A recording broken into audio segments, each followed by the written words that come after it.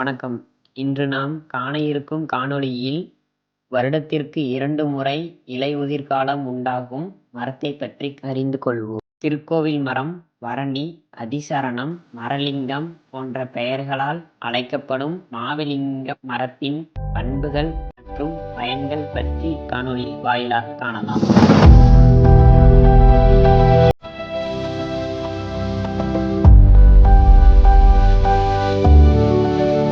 பண்புகள். இம்மரம் ஆற்றங்கரை ஓரங்களில் பெரும்பாலும் காணப்படுகிறது. இம்மரத்திற்கு சிவனின் கடாட்சம் உண்டு என்று கூறப்படுகிறது. இம்மரத்தின் பட்டை சாம்பல் நிறத்தில் காணப்படுகிறது மற்றும் கோயம்புத்தூர் மாவட்டம் சூளக்கல் பகுதியில் உள்ள சூளக்கல் மாரியம்மன் கோவிலில் தலவிருட்சம் மரமாக உருவெடுத்துள்ளது. மரத்தின் பயன்கள்.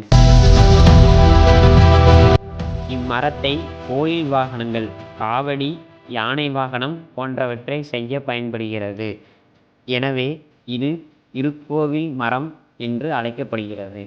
இம்மரத்தின் பட்டையை அரைத்து நீரில் கலந்து குடித்தால் சிறுநீரக கற்கள் உடனே கரைந்து சிறுநீருடன் கற்கள் வெளியேறும் மருத்துவ குணம் உடையது. இம்மரத்தின் இலைகளுக்கு முடக்குவாதத்தை போக்கும் சக்தியும் உள்ளது மற்றும் இதன் இலைகளை நீரில் காய்ச்சி குடித்தால் காய்ச்சல், எரியாமை மற்றும் உடல்வலி நீங்கும்.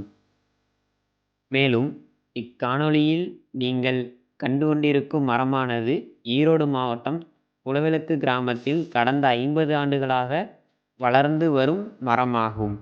மீண்டும் அடுத்த காணொளியில் வேறொரு நிகழ்வில் சந்திப்போம். நன்றி.